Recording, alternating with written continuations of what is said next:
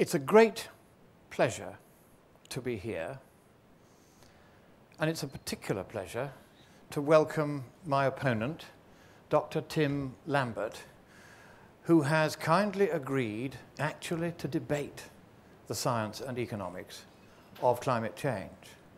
Now, how many of you before have ever seen a debate between two people who have read up quite a bit on the subject and have conducted it in public? Anyone?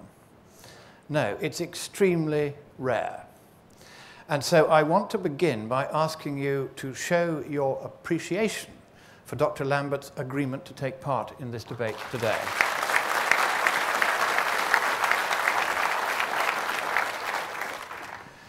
Now, I'm going to make just 3 points. I only have 15 minutes, so I can do that. The first is a moral question, and we're going to go to Haiti before the earthquake there, long before. And a couple of years ago, because biofuels were adopted by world governments as a way of mitigating the imagined, and as I will put it to you, imaginary problem of climate change, the vast acreages of agricultural land that were taken out of producing food for people that needed it and into producing biofuels for clunkers that didn't, meant there was a shortage of food, very sudden, very severe, leading to mass starvation and death in a dozen regions of the planet, and as a consequence of that, severe food riots. Now, how many of you saw those food riots reported in any mainstream news medium? One or two again. They were hardly reported.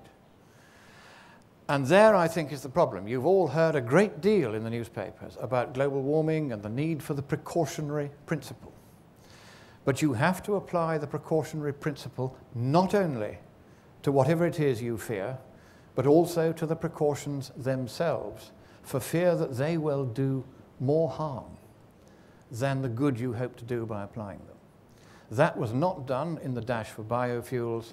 Millions of deaths resulted. How do I know? Because there is one good man at the UN, a body that I would otherwise sweep altogether away. And that one man is Herr Ziegler, and his job is as Right to Food Rapporteur. And the Right to Food Rapporteur is someone who speaks up on behalf of those who have no voice in poor countries which are not democratic countries. They don't even have a vote. They're black, so nobody really cares. And I think, frankly, we should care. And Herr Ziegler does care. And this is what he said. He said, when millions are dying of starvation, the diversion of agricultural land from food to biofuels is, and this is his phrase, a crime against humanity.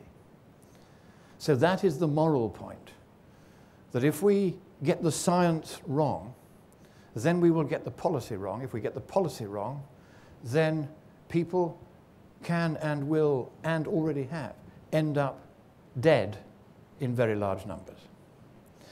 Now, CO2 is in fact beneficial. If we were to double its concentration in the atmosphere compared with today, as we might if we take no steps at all to mitigate our emissions of this harmless trace gas that is plant food and necessary to all life on Earth, then the yields of many staple crops would increase, these are food crops, would increase by up to 40%, an enormous percentage. And the tolerance of those crops for growing in areas such as Australia, which are essentially desert climates and always short of water, will be very greatly increased. So CO2 has beneficial effects which are largely unreported. And also, because CO2 is emitted by the burning of fossil fuels to generate electricity in the cheapest possible way, this is the way in which people are liberated from poverty faster than by any other method. Give them electricity, and you give them at last the chance not to be poor.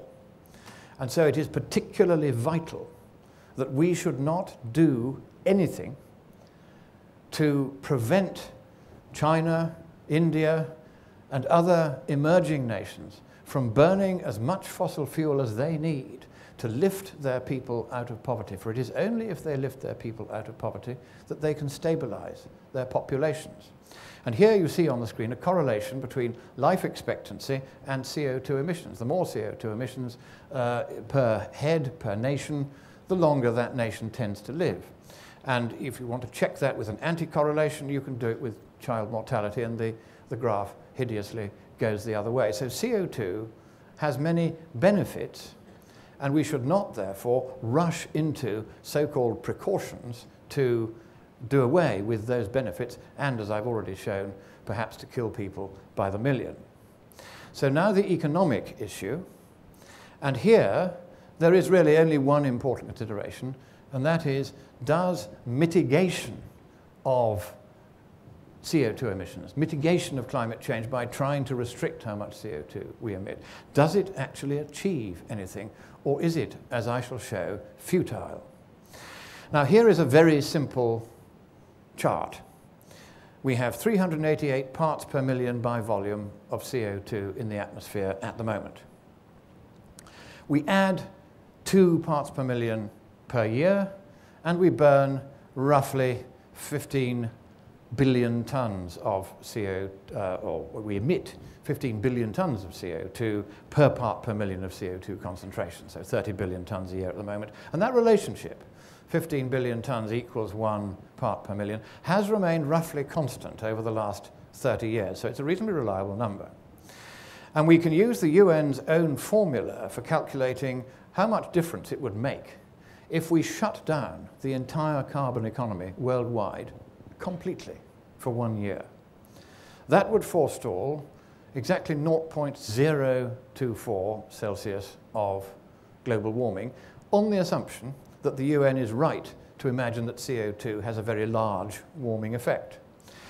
On that analysis, it will take 40 years to forestall just 1 Celsius degree of warming. 40 years of shutting down the entire world carbon economy, going back to the Stone Age, and without even the right to light a carbon-emitting fire in our cave. So it's very important to understand the limitations of an ETS in Australia. Let's just look at that graph. There is what China is proposing to do by way of increasing her emissions of carbon dioxide. Now, this table is slightly out of date in that China has now signed up to the Copenhagen Accord with some pretty impressive cuts proposed. Whether they'll be achieved is another matter. But nevertheless, Australia is the line at the bottom there. If we took Australia off the map altogether, it would make virtually no difference to what happens around the globe.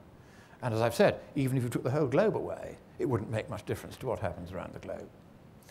And the central economic point really is that focused adaptation to climate change as and if necessary, and in whichever direction it occurs, is orders of magnitude more cost effective than trying to prevent it by reducing the amount of CO2 we emit.